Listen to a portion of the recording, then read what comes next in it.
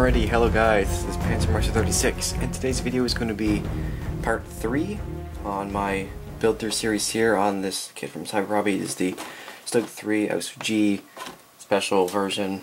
It's like an early, late, with the stat gas, weighting muffler, Panzer III hull, track armor, lots of different things on it, and I'm also going to do like a little more modifications to it. Yeah, it's a very interesting kit. I've really enjoyed building it so far. And I hope my video has been helping you guys out with, things like photo etch or whatever.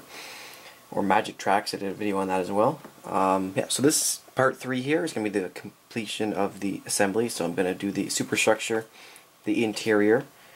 This is like a partial interior just for the superstructure. So when the hatches are open you can see inside. And then I'm also going to do the gun and show you like sanding on the gun and stuff. And there's a bit of PE here. Yeah, and also the interior is pretty cool as well. And tips and things as well will be in the video, and hopefully it'll help anybody who's just curious about how I build.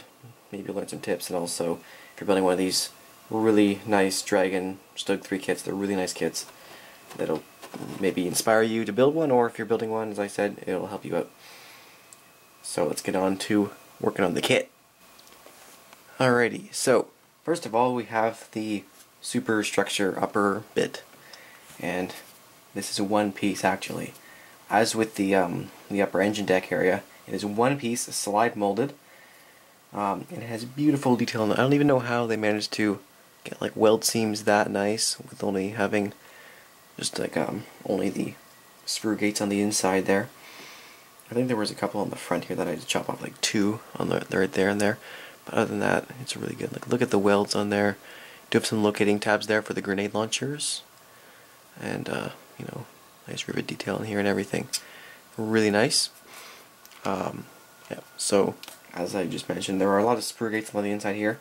Not really an issue because you can't actually see them unless you're doing a late version, in which case this one will be visible because the hatch ends right there and opens that way. But on this early version superstructure, the hatch actually starts about here, so you actually can't even see it. But you should probably still do a nice job cleaning up those areas.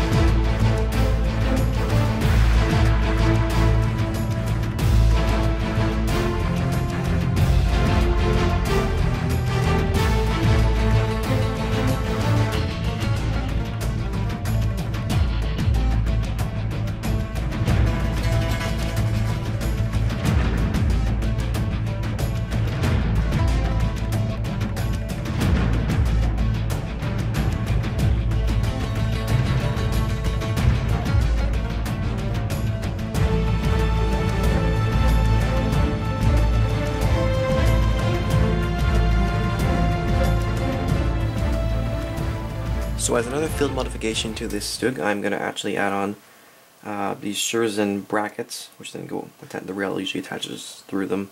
Then you have the actual plates attached to that. And I do have these extras just from StuG kits because there's often 2 types, because there's 2 types of rails, one with the triangular mounts and the other one with the things that you stick out into the Scherzen. And I'm just going to put them on the superstructure to go with the story that this is a Panzer III chassis and then they had to drop a StuG superstructure onto it. And yeah, so I'm just going to have them here but not on the hull because Panzer III hull, so it wouldn't have them. I'm probably not going to put the rails on, but I might make a mini rail and just put it between them.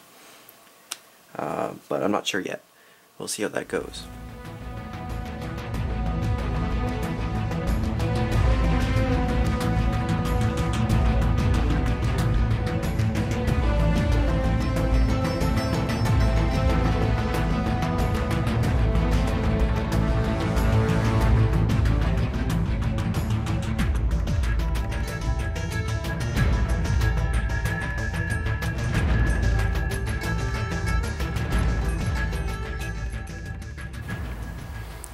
Now, on early versions of the vehicle that have this gun shield here, the one that folds up, it actually, when it's in the up position, it is held in place by the forward hatch here. So you have to make sure you put on part D26, I think it is, which is that little piece you can see right on there. And then when you stand this up, it will essentially, it's supposed to, the little line there is supposed to hook up into that little flat plate you can see sticking off the hatch right here.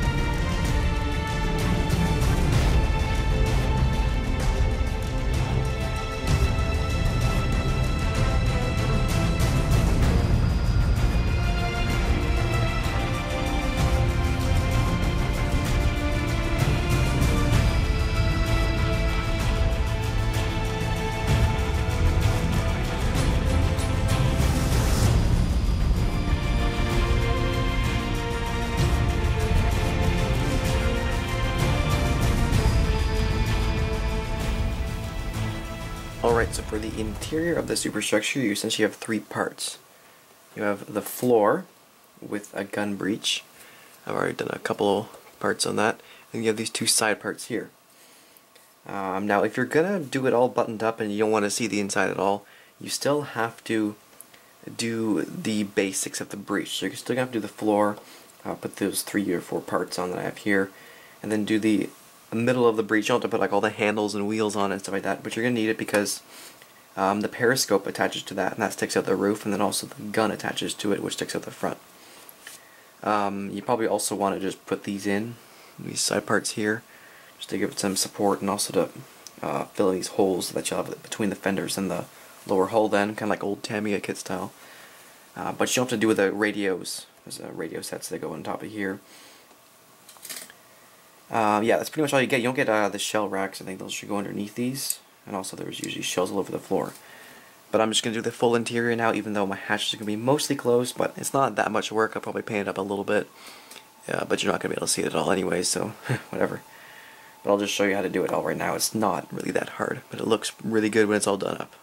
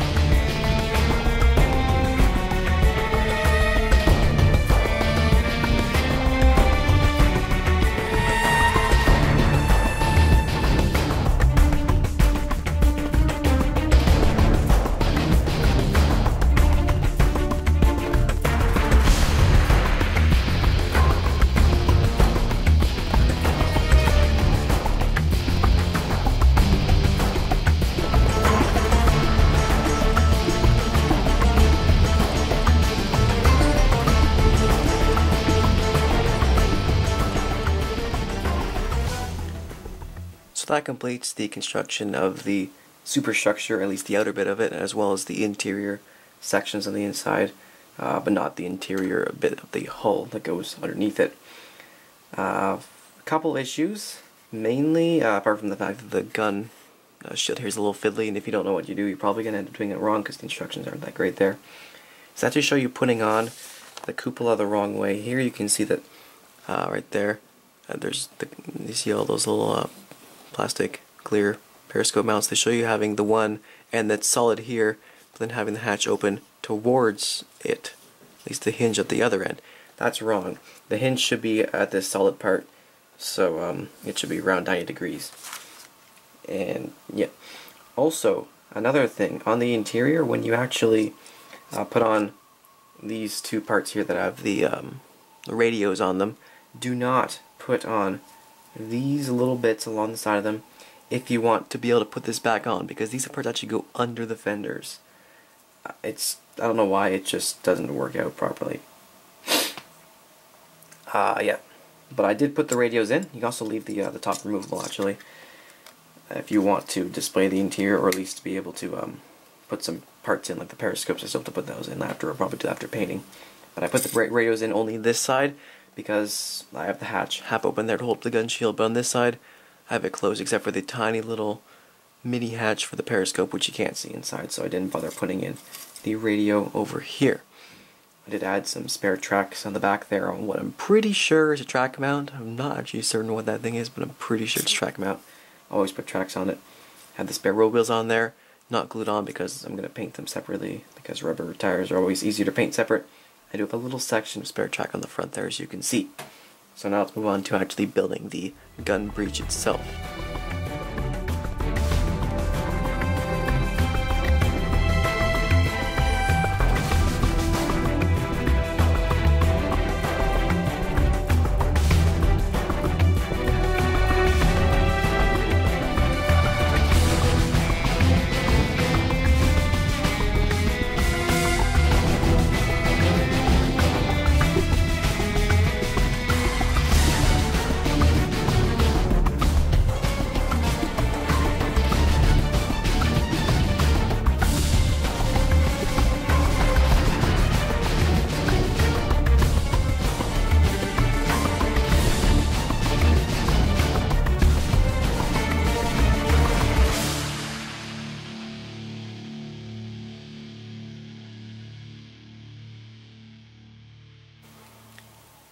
So that is the gun breech assembled, and in the hull I've not actually glued it on though. I did it first, but then I realized you can't do that if you want to actually put the superstructure on top, which I do want to do, so I had to soften up with some glue and take it off. If you're going to do the partial interior, well, I mean, like, if you're not going to do the interior, but you still want the essentials to hold the gun in place, you have to do the front parts, the two halves there, and then the two angled side parts here and here, and then obviously the little frame down here for it. But you also have to do the two parts right here, because that attaches to the periscope, which sticks out top of the superstructure. So you'll probably want that on your vehicle anyways. But you'll have to do the chair, any little hatches on here, and the entire back of the breech here, and the little shield around the outside of it, or the guard around the outside, whatever it is. That's just detail, so if you're going to close the hatches up and you don't want to do any of that, you don't have to do any of those parts. Now let's move on to actually doing the gun itself. So now for the gun barrel itself, I'm going to be using these four tools here. I've got a hobby knife, screw cutters, actually that's not a hobby knife, and I've got a like a sanding stick here, sanding file. This is a pretty heavy grit. I've got this one here, which is 240 grit on this side and 1200 on the other. So this is really for smoothing it down. I'll just kind of take away at the original sprue nub with both of these, and then I'll really sand it down with the 220 and then smooth it with the 1200. It's 240 actually.